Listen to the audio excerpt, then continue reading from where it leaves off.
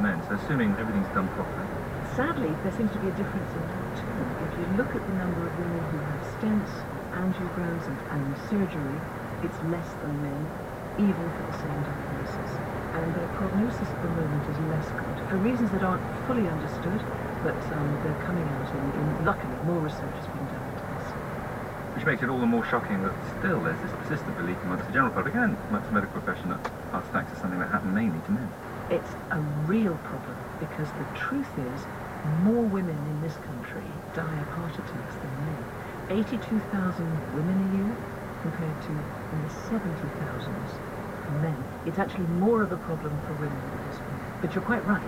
It's not something that women actually think of in the same way. Why is the death? There's a number of factors. The first is, if you don't think it's a heart attack, you're not going to look for it, you're not going to take care of it. So it happens to men. It happens to men, so I've got chest pain, I'm fairly young, so I can't possibly be a heart attack. And it's not just women who think that, it's the doctors who think that. So there's a whole program of education that we need to do to actually make sure that this is picked up. The new test is going to make a huge difference to that. What about prevention? Are we doing a better job at, I'm thinking of things like cholesterol lowering drugs, aspirin, all the different things we've used, blood pressure lowering treatments. Are we more aggressive with men than we are women? In every aspect of heart disease, diagnosis, prevention and treatment, we seem to be more aggressive in men than women. Now, it could be because in the past, an awful lot of research was only done in men. They didn't actually use women because they thought it was too complicated, because they had things like hormones that would upset their tests. And so the studies were all done in men, and they simply didn't know how they translated to women. I'm smiling because we dream of personalised medicine, where we'll have a genetic code of a patient, be able to pick the right drug or treatment off the shelf accordingly, and yet here we are saying we can't even get it right based on their sex. No, we need to focus on the XY chromosome to start with and get that right first. Dr. Laura Core, thank you very much. And there's a link to the troponin study, as well as more information on heart disease in women on our website. Now, if like me you enjoy a lie-in at the weekend after a hectic week, then you'll be disappointed to learn that it may be bad for your waistline. It's long been known that disturbances in sleep patterns due to factors like shift work can impact on our metabolism and health, but the influence of more subtle change is only just being appreciated. A team from the Medical Research Unit Harwell has been investigating the effects of social jet lag, having sleep patterns during the week that differ significantly from those at the weekend.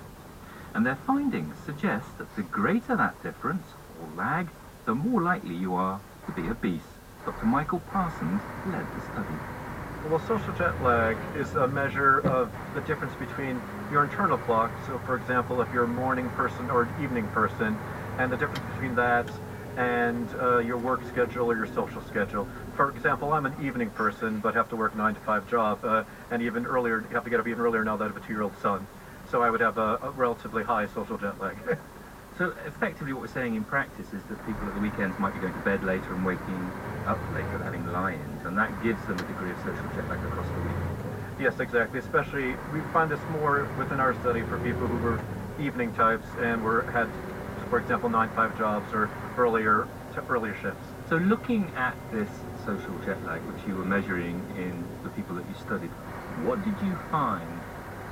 Well, we found that social jet lag was associated with increased risk for a number of different obesity measurements, so including BMI, body mass index, fat mass, and as well as an increased risk for such things as metabolic syndrome, a marker for diabetes, and a marker for inflammation. So these are all significant things because they can all lead to an increased risk of heart disease and stroke, two of the biggest killers. But do we know that it's this social jet lag, the changing in their sleep patterns, if you like, that's causing this? Or is it that people who are overweight, for instance, tend to lie in more at the weekends, to put it simply? I think that's a completely fair question. So our study is correlational. So we've just found an association between social jet lag and obesity and obesity-related disease. So that one causes the other. So it definitely could be that there's certain social factors associated with obesity that makes people more likely to have social jet lag. But from other studies involving people's shift work and involving basically jet lag type models, they found that can lead to differences in how you metabolize fats,